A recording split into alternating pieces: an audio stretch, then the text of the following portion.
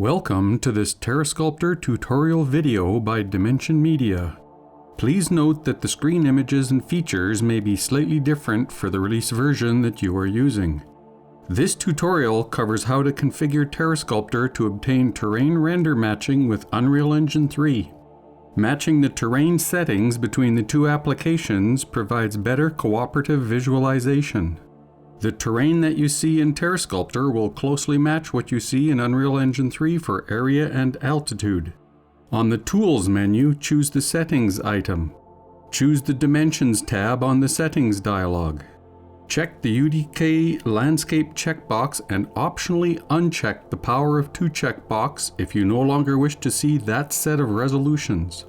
By enabling the UDK Landscape checkbox setting, the new dialog will now change to show UDK resolutions, and a UDK button that displays the UDK Landscape Sizes dialog is available.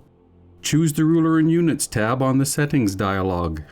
The Units area values determine the terrain mesh vertex spacing and the visual real-world equivalent area in centimeters, meters, inches, or feet. Choose Unreal Engine 3 in the Presets drop-down, or change the XZ spacing to 256 or whatever default scaling you are working with in Unreal Engine 3. Change the Y spacing to 256 or whatever default scaling you are working with in Unreal Engine 3. Change the units to centimeters.